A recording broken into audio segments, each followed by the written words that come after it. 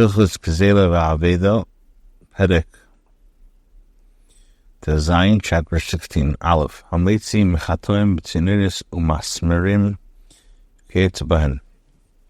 If a person finds needles, spits, nails, imatzam echad ha'elu shalei. If he finds them like one at a time, he can keep it. Shnayim miyeser, but if he finds two, chayav l'hacharis, he has to make achraza sheminyan siman, by which it can be identified. Beis v'chein haleitzim mois mefuzanim ha'elu shalei. If a person finds scattered money, scattered coins, it belongs to him.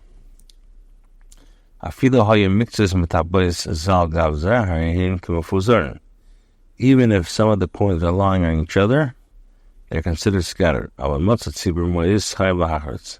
he finds a collection of coins, then he has to make achraza. A person found three coins placed on top of each other like a tower, or let's say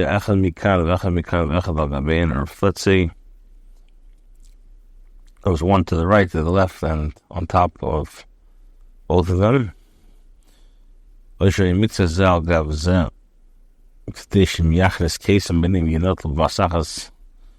let's say they were placed like in a way that each one lies slightly on the other, so that if a silver of wood would were placed under, then he'd be able to pick them up at one time. So then Chayav L'Achar, he has to make an announcement. I assume they're placed like a circle or like a line, like a tripod, like steps. So then there's a suffix v'yitел. So there's a suffix I shall take one. If a person finds money in a wallet, like kis kamos, or an empty wallet, he's obligated to announce its discovery. If he found a wallet with money scattered before, he can keep it. If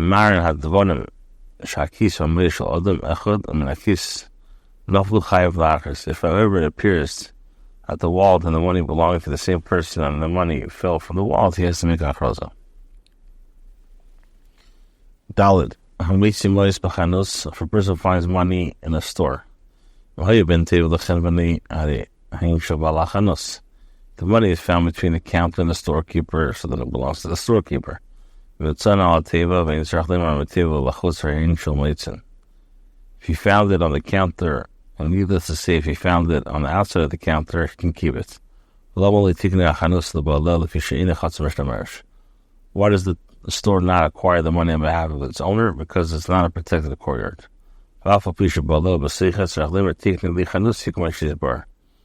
So even if the owner was present to acquire the money, the owner should have to say, my store acquired on my behalf, as we will explain. Prefer a person finds money in the store of a money changer. So the money belongs to the store, the money changer. But the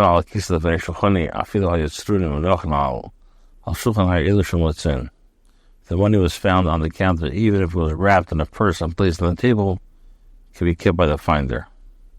As long as the majority of the clientele are goyim. If most of the clientele are Yidden, he has to announce it. Since they're wrapped in a purse, they have a mark by which they can be identified. So a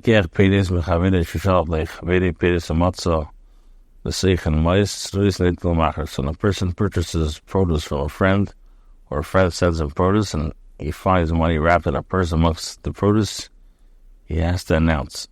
But so if they're scattered, then they belong to him.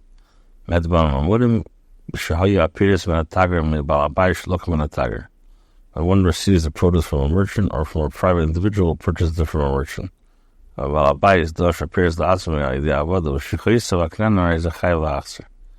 however a private individual thrift produce himself, where he had his Kane servant and maid servant do so, the finder is obligated to return the money to him. Zion, Hametzi Matman Begal. Person finds a buried treasure in a mound. Bekesel Yashar, on old wine, old to the wall. I'm sorry. Elu Shalei belongs to him. Shani Eber Shalam Makad Minim Hin. I say we assume that it's the Amorim, the ancient Amorim, that hid their stuff there.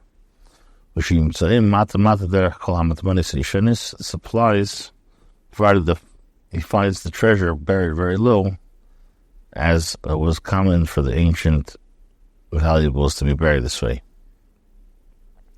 If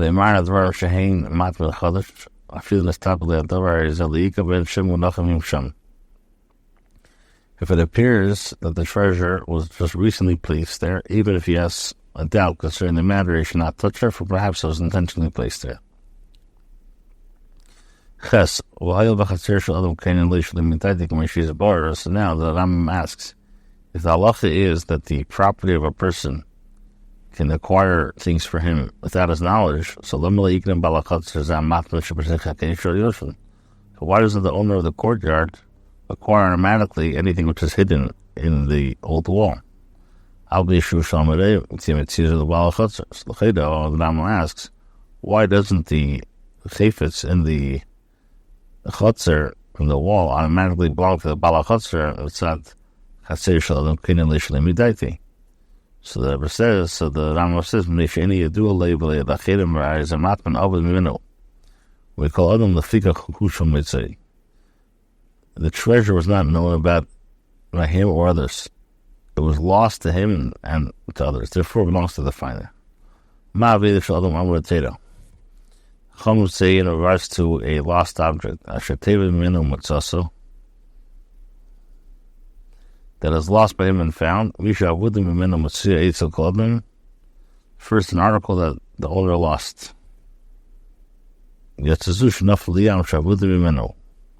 We call what excludes an article that fell into the sea and is lost to him and to others. How much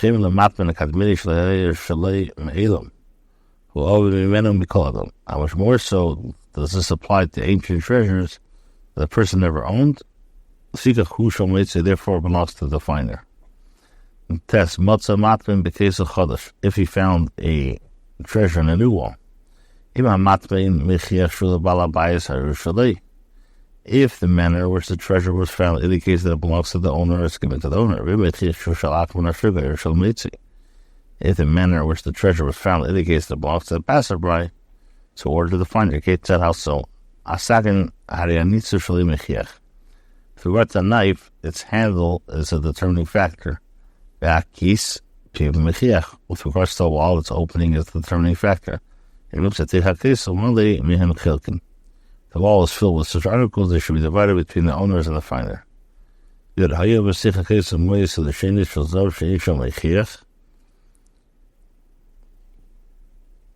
If the wall contains money or pieces of gold that do not have a factor that indicates who placed them there, so if they are halfway or more the outer side of the wall, they belong to the finder. If they're halfway or more to the inside, they belong to the balabais. It appears to me it applies only when the owner claims that the buried treasure belongs to him. Or Yair should claim on his behalf that perhaps it belongs to his father. If he admits that his lost article belongs to the finder, therefore if the person rents out his house to others, the article belongs to the last renter. And it's so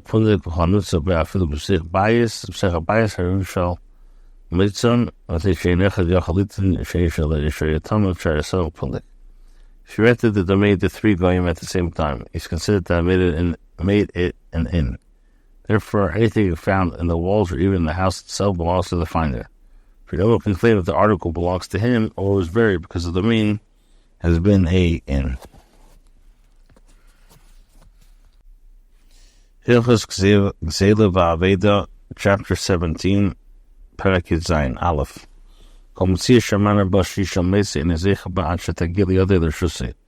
Whenever we say that the finder acquires the lost object he discovers, it does not become his property until it reaches his hand or his rishos.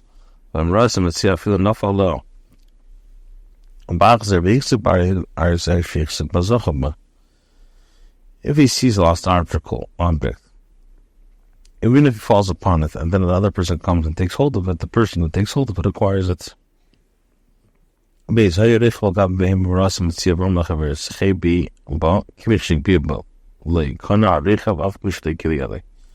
person was riding on an animal, saw a lost object, and told his friend, acquired it on my behalf.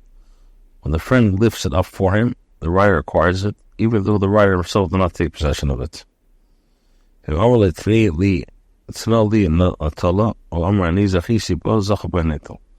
rider told his friend, give it to me, and the friend takes it and then says, I acquired it for myself. The person who took possession, the person who took it is granted possession. However, he gives it to the rider and then claims to have taken possession of it for himself, that means nothing. Person lifts up a lost object on behalf of a friend, he acquires it, although the friend didn't tell the finder anything. If two people lift up together, they both acquire it. When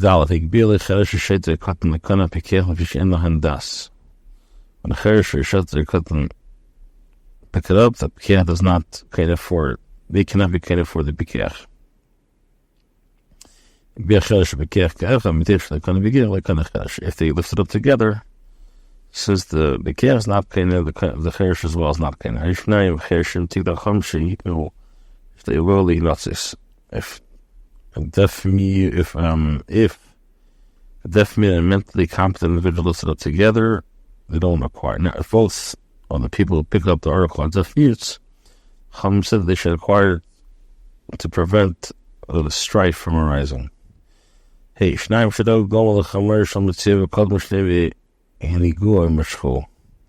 And two people see an ownerless camel or a donkey, and both rush and lead it, or both draw it after them. One leaves and one destroys. They both acquired B'chamir or a camel. My donkey, I'm sorry. I will go with a camel, and somebody was leading it, and one was drawing after it. The one who draws it after himself acquires it, but not the one who leads it.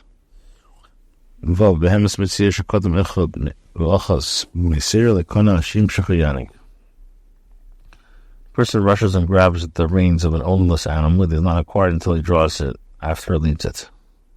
The same thing applies in the state of a convert. Without Yershma, he requires the reins himself.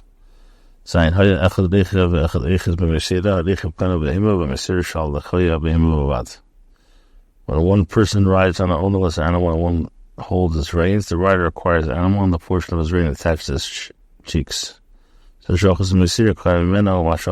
one holding the reins acquires a portion that he's holding it. And the reins are not acquired by either one. A person's courier can acquire property of friend without being aware of it. Lost object falls into a person's court, he acquires it. Where the court is protected. So the beginning keeps it by him. When by contrast the last article enters a person's field or garden, different rules apply. If he's standing at the side of the field and says, may my field acquire me, and he acquires it. Then anyone who anyone who gets it first is Zeich. The radius of 4 amas next to the place where a person is standing can acquire property for him like his own quarter. The last object comes into 4 amas, he acquired it. Chum made this takana so that people who discover the lost articles should not fight with each other. Rather, in The alleyway, this applies in the alleyway or the sides of the stam, which are not crowded with many people, or the field that is ownerless. When,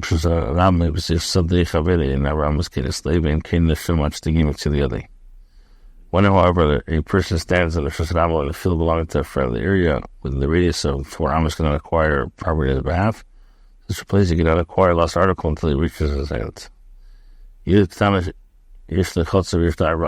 female minor may acquire an article by virtue of its presence in her courtyard or within the area within the radius of the 4 amos of her. Cotton in the chutzner in the Aramos, the cotton is not. The chutzner shektanim yad alone too. Shemshi was gereshus beged megillah, the kach was gereshus beged megillah chatzere. Shemshi v'chutzner inged, kach yishlerin in the mitzvah. So the story is that we derive the concept that a female minor may acquire property by virtue of its presence in her courtyard from the fact that she's able to acquire an article that's placed in her hands. Just as she can be divorced by a get being placed in her hand, so too she can be divorced by virtue of a get or divorce being placed in her courtyard. And just as her courtyard is affected with regards to the acquisition of the get, so too it is affected with regards to the acquisition of a lost object. Now, the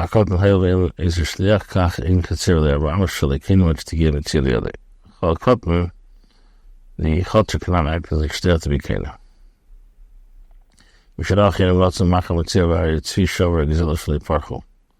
A person sees other people chasing a ownerless animal that is moving, a wounded deer or young does that cannot fly. So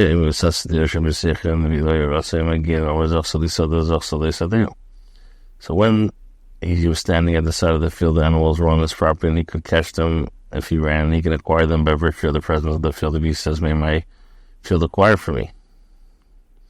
If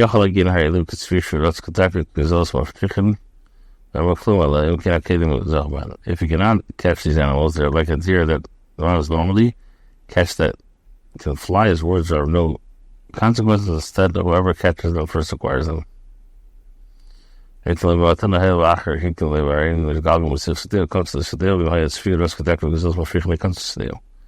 given to him as a present, since another person transferred ownership to them, and they are moving in the field, he acquires them by virtue of their presence in the field. Even if they're given as a present, if the deer can run normally, and those can fly, he cannot acquire them by virtue of the presence of those fields.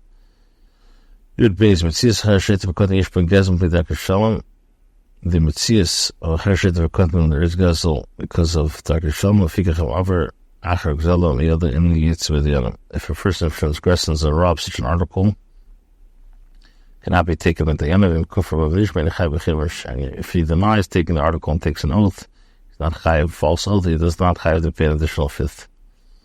As Allah Messias b'nei b'tei hasmucham al shulchan el b'shin g'dei Messias b'tei anan af b'shin semechel shulchan el filei semechorei amma Messias av the shicha kanalis Messias ishter in Chile. Person acquires a lost article discovered by the following people: his son or his daughter, or derived the live data from their household, even though they are past maturity. His daughter was a nair, even if she does not derive her livelihood from this household. Indeed, even if she has never been sold as a maidservant. Can I serve the maidservant? Or his wife. Person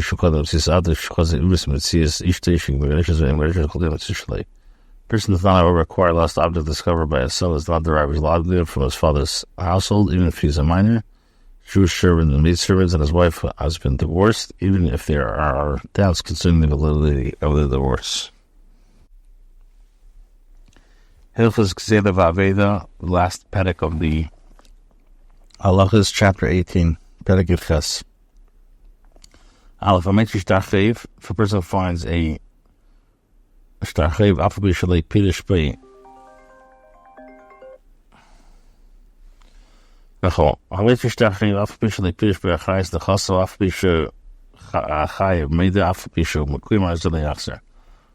finds a shtarchev, we should not return it. This applies even if the note does not explicitly state that it creates something on the landed property. The presumed debt and acknowledges the obligation. The signatures of the witness have been validated. Because we see that we suspect that the note was already paid. The creditor and the debtor are just deceiving the purchaser of the land property and taking it shalekidin. Shema, so we're going to say it again. Shema Peru, and we him, Asim, the Little Kukash, like, and then think of Heidel Shari, you think the Bestars to Pish Berkais. Shachaish, let us push to save a Ruben, Shit, Alvem, Shit, Mekahamoker, for the creditor can take property sold to the debt with his note, even though it does not explicitly state that it creates a lien on the landed property. The Fikach and Pish Bestars there, Shu, Shleb Berkais, I hire of made the Yaxer now, the Yaxer Shem Peru. Therefore, the note states explicitly that it does not create a lien on landed property, and the debtor acknowledges his obligation. The note may be returned. If not, the finder should not return lest it have been paid. This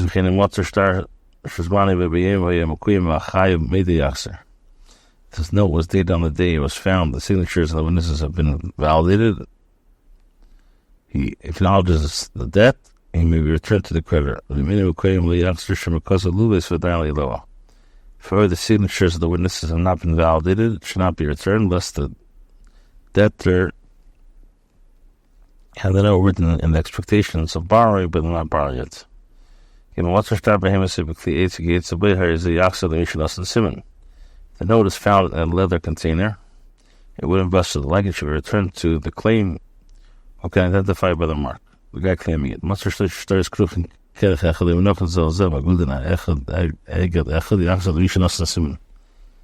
If three notes are found wrapped together in one bundle, placed one on top of the other, tied together, they should be returned to the guy claiming it, who can identify them by mark.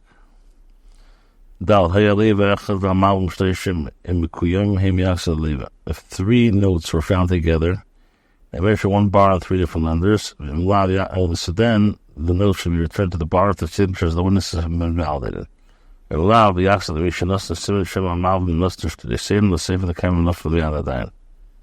signatures of the witnesses have been validated, the notes should be returned to whoever can identify them by the mark.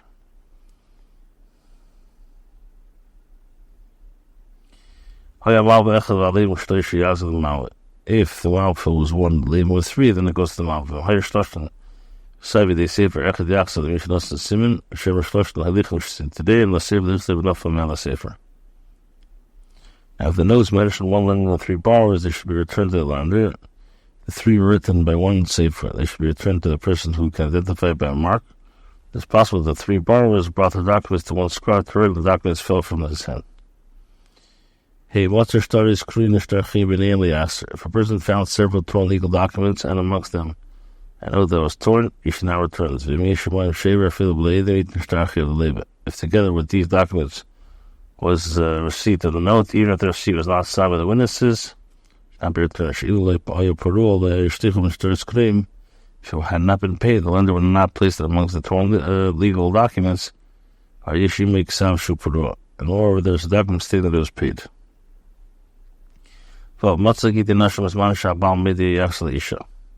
Person finds a get. If the husband acknowledges the words in his wife, the document should be returned to the woman.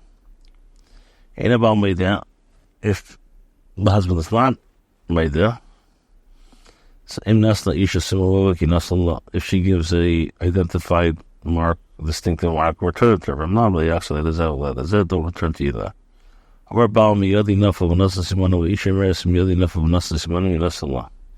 Husband claims that it fell from his hand and he was able to identify with the marks. The wife claims that it fell from her hand and he's able to identify with the marks, so it should be given to her. As long as she gives a distinctive mark, there's a hole in the parchment next to the particular letter. If they get not reach your hand, she would not know this manner. So, husband identifies the get by describing the signs of the string with which it was tied, and his wife provides the same description. It should be given to her. As long as she gives a measure like this, the length, the string. Or if she says it was red or black, this is not considered a distinctive mark. The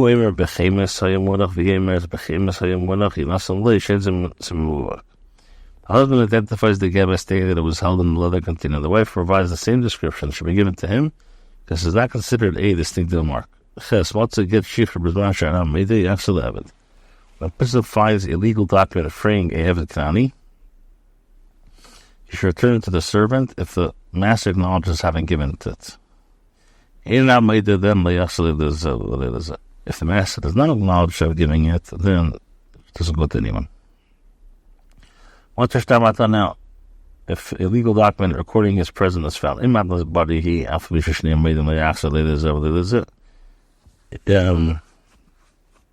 present was given when the giver was healthy. The document should not be returned, even though both the giver and the recipient acknowledge the gift. Perhaps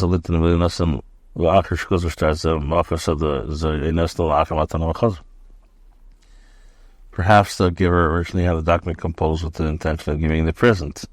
The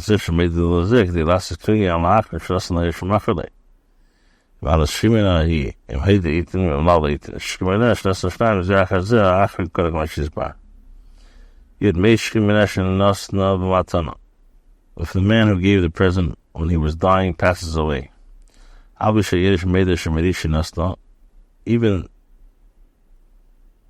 as the document should not be returned, and that's the recipient. This applies even if the Yiddish acknowledges the guy gave him the gift. As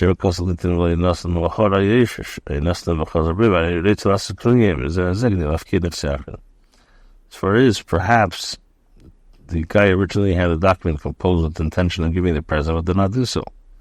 After the Shimon had died, the Yiddish sold the property, gave it to another person as a present.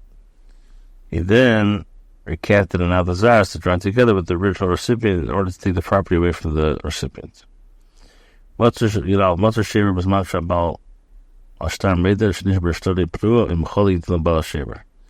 a person finds a receipt, and the person to whom the note was written admits that his note is no longer viable, it's been paid or it's meichel, the recipient should be given to the owner. The receipt should be given to the owner. If they don't agree, then later no one gets it. It means what's a ksuba after Bishishne million after the issue showing if so in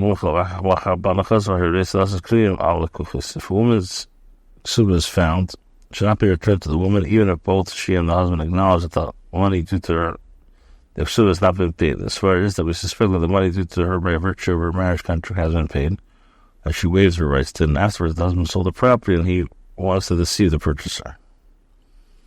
In Gimel, Matzeh Igres Shom, Igres Mazer, Shitri Chalitza Meinu, Shitri Taines, Shkissen Din Shabal Din, Zevashal Chabere.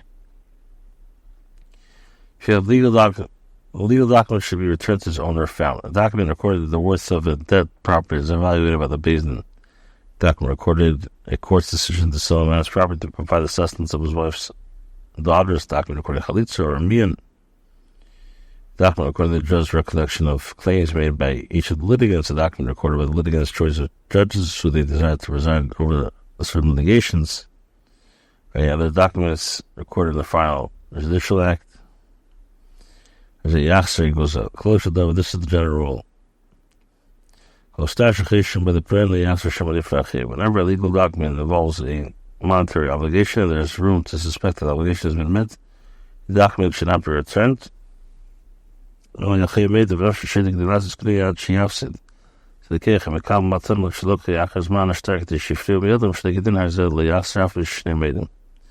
even the Balchev admits that the Chav is outstanding. It's possible that he's making the admission to deceive the purchaser or recipient of a present to require the Chav after the deed mentioned the document, so that the creditor could take the property from them dishonestly. The document should not be returned, although both creditor and the debtor acknowledge the debt. Then you ask the money, give it back. Last halacha, kol stories, and it says shedinim shayachzim hitzar iluk shin. Whenever the halacha is that a legal document should not be returned, and the document was nevertheless returned, the document is considered acceptable and will be used to take out money. These documents should not be taken away from their owners. We assume that they are acceptable and we harbor no suspicion about them. The sign, blessed be Hashem who grants us sustenance.